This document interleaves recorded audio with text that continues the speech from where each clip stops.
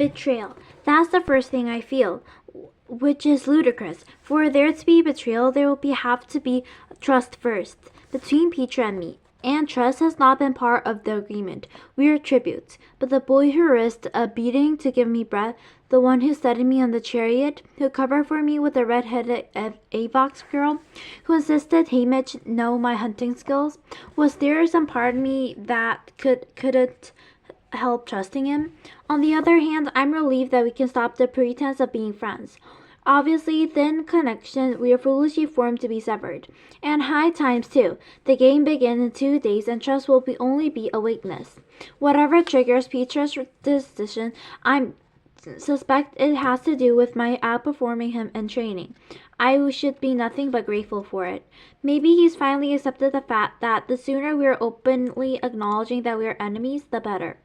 Good, I say. So what's the schedule? You'll each have 4 hours for Effie for presentation and 4 of you and 4 with me for the contest, says Hamish. You start with Effie, Candace. I can't imagine what Effie has to teach me that could take 4 hours, but she's got me working down to the last minute. We go to my room and she puts me in a full-length gown and high-heel shoes, not the ones I'll be wearing for the actual interview, but instructs me on walking. The shoes are the worst part. I've never worn high heels and can't used to the essentially wobbling around on the balls of my feet.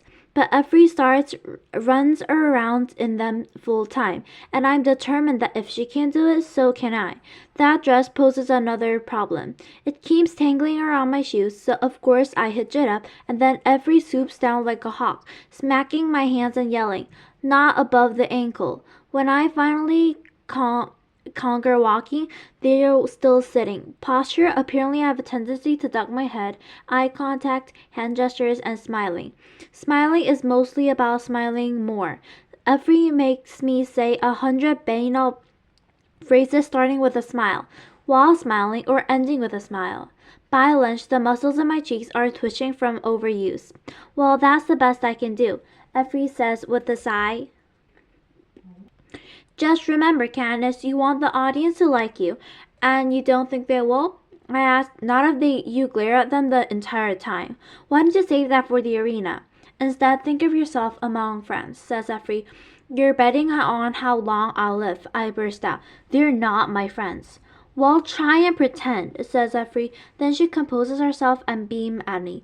See, like this. I'm smiling at you even though you're aggravating me. Ouch, that hurts. Even Hamish must knows he's been too harsh because his voice Yes, it feels very convincing, I say. I'm going to eat. I kick off my heels and stomp down the dining room, hiking my shirt up to my thighs. Petra and Hamish sits in pretty good moods, so I'm thinking the contest session could be improvement over the morning. I couldn't be more wrong. After lunch, Hamish makes me into the sitting room, directs me to the couch, and just frowns at me for a while. What? I finally ask.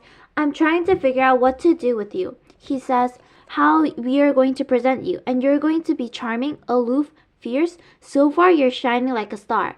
You volunteered to save your sister. Sina make you look unforgettable. You got the top training score. People are intrigued, but no one knows who you are.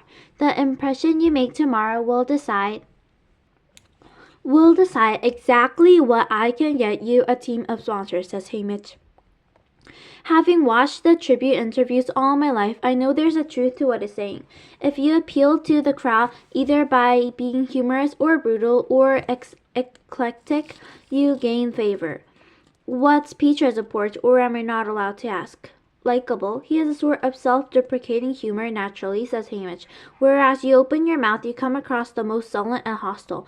I do not, I say. Please, I don't know where you pull that cheery, wavy girl on the chariot from, but I haven't seen her before or since. And you've given me so many reasons to be cheery, I counter. Oh, you don't have to please me. I'm not going to sponsor you. So pretend I'm the audience, says Hamish. Delight me. Fine, I snarl. Hamish takes a role of the interviewer and I try to answer his question in the most winning fashion, but I can't. I'm too angry with Hamish for what he says that I can't even answer the questions. All I can think is how unjust the whole thing is, the Hunger Games. Why am I hopping around with, like some trained dog trying to please people I hate?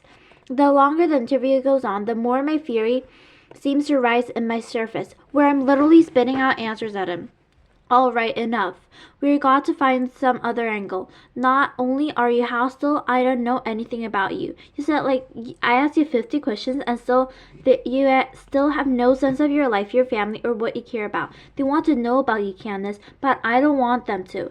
They're already taking my future. They can't have the things they mattered to me in the past. I say, then lie, make something up, says Hamish. I'm not good at lying. Well, you better learn fast. You got as much charm as a dead slug, says Hamish. Ouch, that hurts. Even Hamish must know he's been too harsh because his voice softens. Here's an idea. Try acting humble. Humble, I echo. That you can't believe a little girl from District 12 has done this well. The whole thing has been more than you can ever have dreamed of. Talk about Cena's clothes, how nice the people are, how the city amazes you. If you won't talk about yourself, at least compliment the audience. Just keep turning it back around, all right? Gush. Gush? The next hours are agonizing. At once it's clear I cannot gush. They try playing cocky, but I don't have the arrogance. Apparently, I'm too vulnerable for curiosity. I'm not witty, funny, or mysterious. By the end of the session, I am no one at all. Hamish started drinking somewhere around the witty, and a nasty edge crept into his voice. I give up, sweetheart. Just answer the questions and try not to let the audience see how openly you despise them. I have dinner that night in my room, ordering an atrocious amount of delicacies, eating myself sick, and then taking my anger at Hamish at the Hunger Games. Every living being in the capital by smashing dishes around my room. When the girl in the red hair comes to turn down my bed, her eyes widen at the mess. Just leave it, I yell at her. Just leave it alone. I hate her too, with the knowing, reproachful eyes that gave me a coward, a monster, a puppet of the capital, both now and then. For her, justice must finally be happening, for at least my death will help pay for her life and the boy in the woods. But instead of fleeing the room, the girl closes the door behind her and goes to the bathroom. She comes back with a damp cloth and wipes my face gently that cleans the blood from a broken plate on of my hands. Why is she doing this? Why am I letting her? You should have let me save you, I whisper. She shakes her head. Does that mean we are right to stand by? That she forgiven me? No, it was wrong, I say. She taps my lips to her fingers, then points to my chest. I think that I would just have ended an Avox shoe. Probably would have. An Avox or dead. I spend the next hour helping the redhead girl clean the room. When all the garbage has been dropped on the disposal and the food cleaned away, she turns down my bed. I crawl in between the sheets like a 5-year-old and let her tuck me in. Then she goes. I wanted to stay until I fall asleep, to be there when I woke up. I want the protection of this girl even though she never had mine. In the mornings, it's not the girl but my prep team who are hanging over me. My lessons with Effie and Hamish are over. This day belongs to Cena. He's my last hope. Maybe he can make me look so wonderful, no one will care what comes from my mouth. The team works on me late afternoon, turning my skin glowing satin, stenciling patterns on my arms, painting flame designs on my 20 perfect nails. Then Vina goes to work on my hair, weaving strands of red into pattern that begins at my left ear, wraps around my head, then falls into one braid down my right shoulder, then erase my face with a layer of pale makeup and draw my features back out. Huge dark eyes, red full lips, lashes that throw off bits of light when I blink. Finally, they cover my entire body in a powder that makes me shimmer in gold dust. Then Zena enters with what I assume is my dress, but I can't really see it because it's covered. Close your eyes, he orders. I can feel the silk inside me as I slip down under my naked body, then the weight. It must be 40 pounds. I clutch Octavia's hand as I blindly step in my shoes, glad to find they're 2 inches lower than the pair Effie had me practice in. There is some adjusting and fidgeting, then silence. Can I open my eyes? I asked. Yes, open them. The creature standing before me is a full-length mirror that's been from another world, where skin shimmers and eyes flash, and apparently they make clothes from jewels, because my dress is entirely covered in reflective precious gems, red and yellow and white with bits of blue that accent the tips of the flame design. The slightest movement gives me the impression I'm engulfed in tongues of fire. I am not pretty. I am not beautiful. I am radiant as the sun. For a while, we all just stare at me. Oh, Sina, I finally whisper, thank you. Twirl for me, I said. I hold out my arms and spin in a circle. The prep team screams in admiration. Sina dismisses the team and has me move around in the dress and shoes, which are indefinitely more manageable than Effrie's. That dress hangs in such a way that I don't have to lift the skirt when I walk, leaving me with one less thing to worry about. So, all ready for the interview then? Asked Sina. I can see by his expression that he's been talking to Hamish. He knows how dreadfully I am. I'm awful. Hamish called me a dead slug. No matter what we tried, I couldn't do it. I just can't be the one people he wants me to say. Why don't you just be myself? Myself? That's no good either. Hamish says I'm sullen and hostile. Well, you are around Hamish, said Sina with a grin. I don't find you so. The prep team adores you. You've even won over the game makers. And as for the citizens of the capital, well, they can't stop talking about you. No one can help but admire your spirit. My spirit. That is a new thought. I'm not sure exactly what it means, but it suggests I'm a fighter. In a sort of a brave way. It's not as if I'm never friendly. Okay, maybe I don't go around loving everybody I meet. Maybe my smiles are hard to come by, but I do care for some people. Sina takes my icy hands in his warm ones. Suppose when you answer the question, you think you're addressing a friend back home. Who would be your best friend be? Gail, I say instantly. Only it doesn't matter. It doesn't make sense, Sina. I wouldn't be telling Gail those things about me. She already knows them. What about me? Couldn't you think of me as a friend?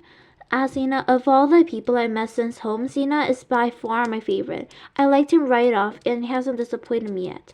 I think so, but I'll be sitting in the main platform with the other stylists. You'll be able to look right at me. When you're asked a question, find me, and the answer is honesty as possible, says Sina. Even if what I think is horrible, I asked, because it might be really. Especially if what you think is horrible. Says Sina, you'll try it? I nod. It's a plan. At least a straw to grasp at. Too soon, it's time to go. The interviews take place on the stage constructed in front of the training center. Once I leave my room, it will be only minutes since I'm in front of the crowd, in front of cameras, all of paying them. As Sina turns to the doorknob, I stop his hand. Sina, I'm completely overcome with stage fright. Remember, they already love you, he says gently. Just be yourself. We meet up with the rest of District 12 crowd at the elevator. Poor Tia and her gang have been hard at work. Petra looks striking in his black suit with the flame accents. While we look well together, it's a relief we're not dressed and identically. Hamish and Effrie are all fashioned up for the occasion. I avoid Hamish but accept Effrie's compliments. Effrie can be tiresome and clueless, but she's not destructive like Hamish. When the elevator opens, the other tributes are beginning to line up to the stage. All 24 of us sit on the big arc through the interviews. I'll be last, or second to last, since the girl tributes precedes the boy from every district. How I wish I could be first and get the whole thing out of the way. Now I'll have to listen to how witty, funny, humble, fierce, and charming everybody is before I go up. Plus, the audience will start to get bored, just as the game maker said, and I can't exactly shoot an arrow into the crowd to get their attention. Right before we parade onto the stage, Hamish comes behind Petra and me and growls, "Remember, you're still a happy pair, so act like it." What? I thought we abandoned that when Petra's first had been coaching, but I guess that was in private, not a public thing. Anyways, there's not much a chance for interaction now, as we walk single file on our seats and take our places. Just stepping on the stage makes me breathing rapid and shallow. I can feel my pulse pounding in my temples. It's a relief to get to my chair, because between the heels and my legs sinking, I'm afraid I'll tip. Although evening is falling, the city circle is brighter than the summer's day. An elevated seating unit has been set up for prestigious guests, with the stylist commanding the front row. The cameras will turn to them when the crowd is reacting to their handiwork. A large balcony of the building to the right has been reserved for the game makers. Television crews have been claimed most of the other balconies, but the city circle and the avenues that feed into it are completely packed with people, standing room only. At homes and community halls around the country, every television is set to turn on. Every citizen of Panem is tuned in. There will be no blackouts tonight. Caesar Flickmar, the man who has been hosted the interviews for more than 40 years, bounces onto the stage. It's a little scary because his appearance has been virtually unchanged during all that time. Same face under a coating of pure white makeup. Same hairstyle that he dyes a different color for each Hunger Games. Same ceremonial suit, midnight blue dotted with thousands of tiny electric bulbs that twinkle like stars. They do surgery in the capital to make people younger and thinner. In District 12, looking old is something of an achievement, so many people die early. If you see an elderly person, you want to congratulate them on their longevity, as a secret of their survival.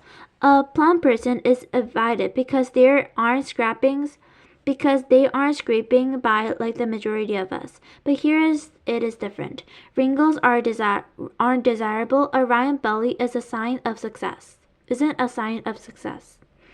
This year, Caesar's hair is powder blue, and his eyelids and lips are clothed in the same hue. He looks freakish, but less friendly than he did last year when the color was crimson and he seemed to be bleeding.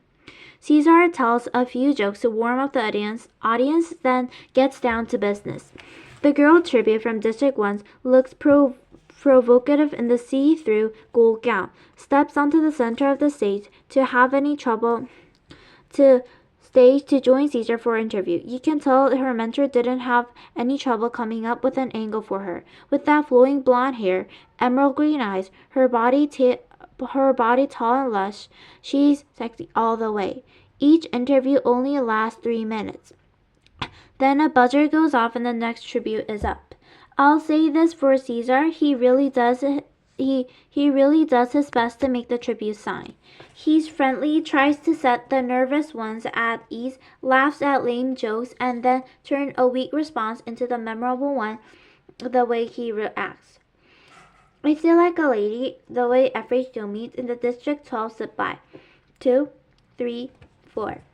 Everyone seems to be playing up to some angle. The monstrous boy from District 12 is a ruthless killing machine. The fox-faced girl from District 5 is sly and elusive. I spot Cena as soon as he takes his place, but even his presence cannot relax me. 8, 9, 10. The crippled boy from 10 is very quiet. My palms are sweating like crazy, but the jeweled dress isn't absorbent and they skid right onto if I try to dry them. 11. Hugh, who is dressed in the gossamer gown complete with wings, flutters her way to Caesar. The hush falls over the crowd at the sight of the magical wisp of the tribute. Caesar's very sweet with her, complimenting her 7 in training. An excellent 4 score for someone so small. When he asks her what her greatest stance in the area will be, she doesn't hesitate. I'm very hard to catch, she says in a tremulous voice, and if they can't catch me, they can't kill me, so don't count me out. I wouldn't in a million years, says Caesar encouragingly. The boy tribute from District 11 thrusts has the same dark skin as Rue, but the resemblance stops there. He's one of the giants, probably 6.5 feet tall and built like an ox. I noticed he rejected the invitations from Caesar's company to join their crowd. Instead, he's been very solitary, speaking to no one, showing little interest in training. Even so, he scored a 10, and it's not hard to imagine he impressed the game makers. He ignores Caesar's attempt to banter and anger questions with a yes or no, or just remain silent. If only I was in size.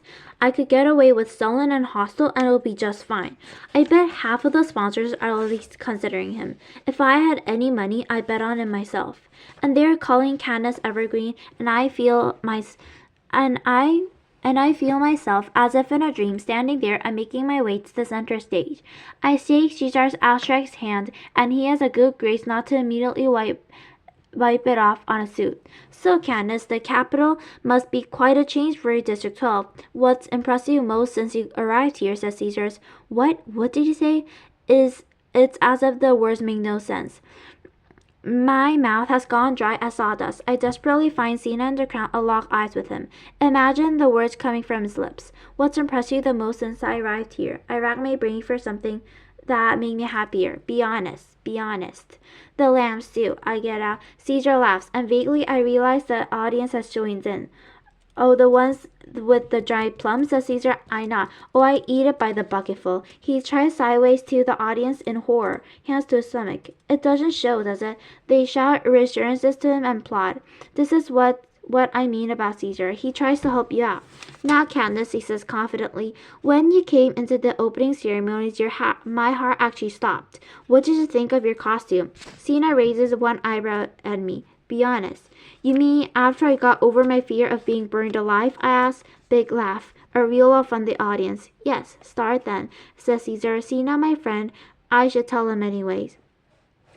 I thought Sina was brilliant. It was the most gorgeous costume I've ever seen and couldn't believe I was wearing it. I can't believe I'm wearing this either. I lifted up my skirt to spread it out. I mean, look at it.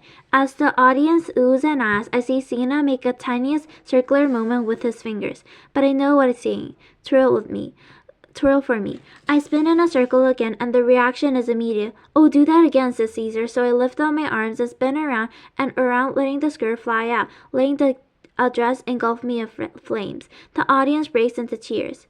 When I stop, I clutch Caesar's arm. Don't stop, he says. I have to. I'm dizzy. I'm also giggling, which I think might have done never in my entire lifetime. But the nerves and spinning had gotten to me. Caesar wraps a protective arm around me. I got you. Can't have you following in your mentor's footsteps. Everyone's hooting at the cameras find Hamish, who is now famous for his head dive into reaping, and he waves at them as good-naturedly and points back to me. It's all right, Caesar says, reassuring to the crowd. She's safe with me. And now about that training score. 11. Give us a hint what happened in there. I glance at the game makers and the balcony and bite my lips. All I can say is, I think it was a first. The cameras are tight on the game makers, who are chuckling and nodding. You're killing us, says Caesar in an actual pain. Details. I'm not supposed to talk about it, right? The game makers who fell in the punch bowl shouts out. She's not. Thank you. I say sorry, my lips are sealed. Let's go back then to the moment you called your sister's name in the reaping, and you volunteered. Can you tell us about that? No, not all of you. Just maybe Sina. I don't think I'm imagining the sadness on his face. Her name's Prim, she's just 12, and I love her more than anything. You can hear a pin drop in the city cycle now. What did she say to you after the reaping? Be honest. I swallow hard. She asked me to try really, really, really hard to win. The audience is frozen, hanging on every word. And what did you say? Promise, prompts Caesar gently, but instead of warmth, I feel an icy rigidity take over my body. My muscles tense before a kill. When I speak, my voice seems to have dropped an octave. I swore I would. I bet you did, says Caesar, giving me a squeeze. The buzzer goes off. Sorry, we're out of time. Best of luck. Candace Evergreen tribute from District 12. The audience continues long after I'm sitting. I look up to Sina for reassurance. He gives me a subtle thumbs up. I'm still in the daze from the first part of Sina's Petra's interview. He has an audience from the get-go, though. I can hear them laughing, shouting out. He plays up as a baker's son thing, comparing the tributes to the breads of their districts. That is a funny adjective in the perils of the capital showers. Tell me, do I smell roses? He asks Caesar, and there's a whole round where they take turns sniffing each other that brings out the house. I'm coming back into focus when Caesar asks him if he has a girlfriend back home. Petra hesitates, then gives an unconvincing shake of his head. Handsome lad like you, there must be some special girl. Come on, what's your name? Well, there has been one girl. I had a crush on her ever since I can remember, but I'm pretty sure she didn't know I was alive until the reaping. Sounds of sympathy from the crowd. Unrequited love they can relate to. Does she have another fellow? But I don't know. But there's a lot of boys who like her, says Petra. And here's what you do. You win, you go home, she can turn you down, eh? She says, Caesar encouragingly. I do think it's going to work out. Winning won't help in my case, says Petra. Why ever not? says Caesar, mystified. Petra blushes big red and stammers out, because she came here with me.